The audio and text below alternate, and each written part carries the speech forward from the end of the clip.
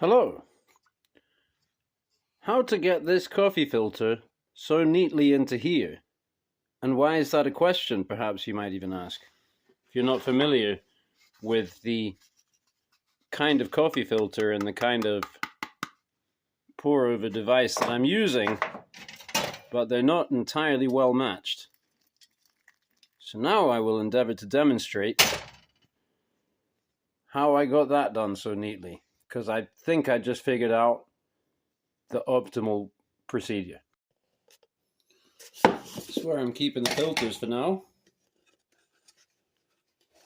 So that's the issue. This is made for a kind of an ovoid style pour over that has this flat at the bottom.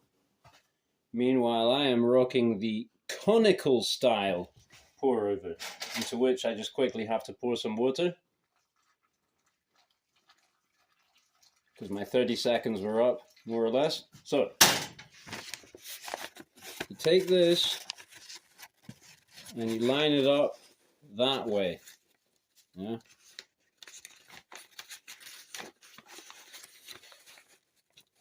Then you got to fold it this way. So these seams are lined up the top here, pinch them together, and you can put that fold. But beware, do not fold all the way down to the bottom here.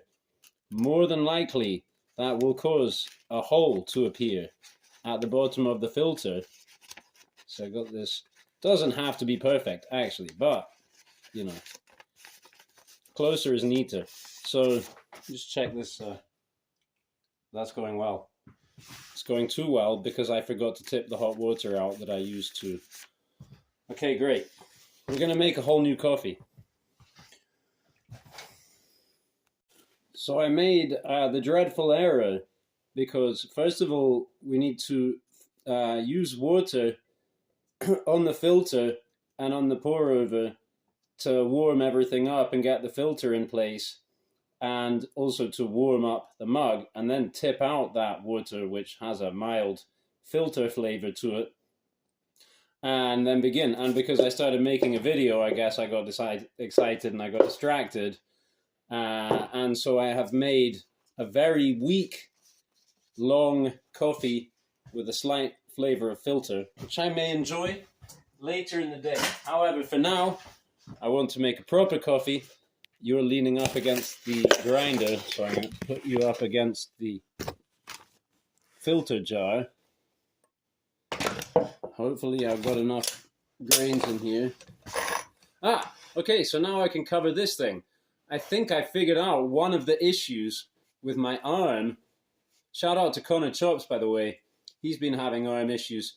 Well, this arm here is having problems. And I think that it's a repetitive strain issue going to various things, but basically a general misuse of the left arm. And one of the issues is multiple times in the day, I grind coffee and I've been holding the grinder like this, and see that twist in the wrist in order to push it down onto the table and grind.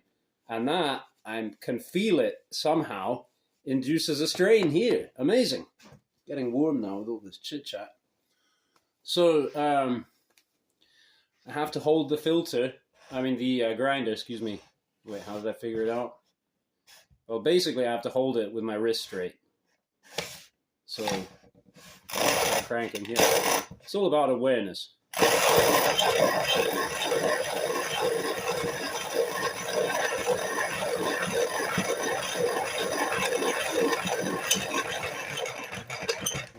Well, that's like 20 cranks. That'll be a mild coffee.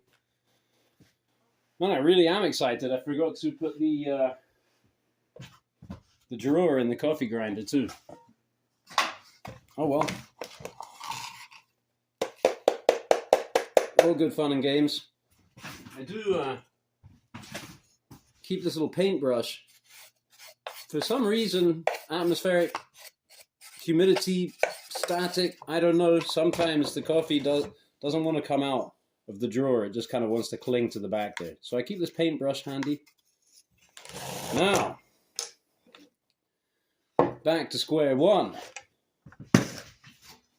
and a half. There is enough water in the kettle if I'm sparing. No, it's going to be a mild coffee. So, we got our folded filter, right?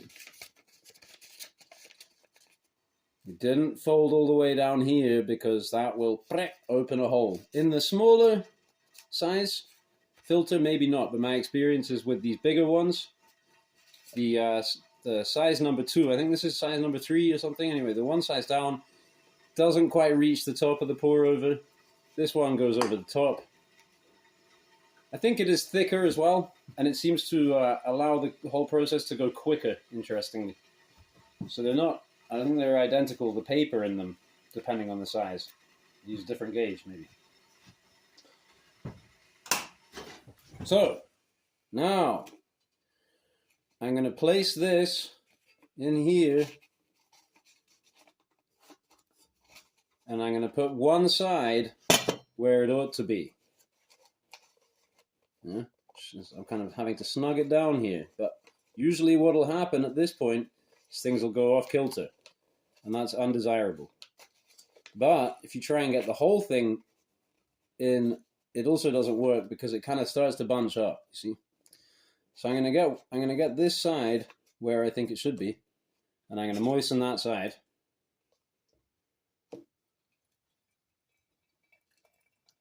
Okay.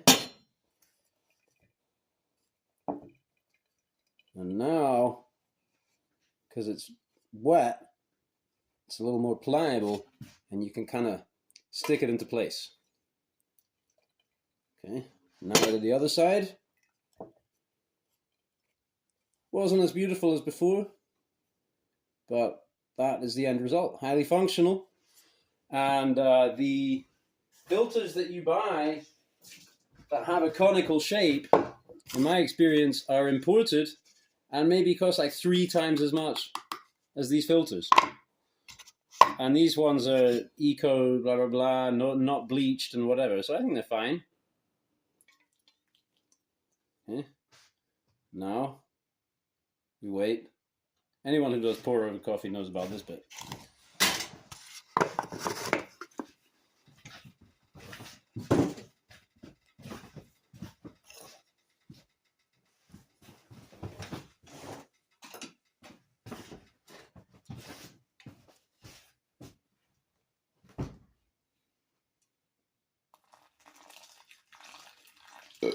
Excuse me.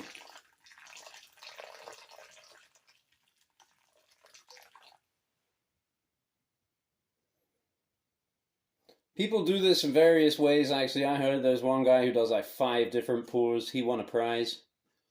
But yeah, I don't usually anything. I always do it a little different. But broadly speaking, it's always the same thing. Coffee.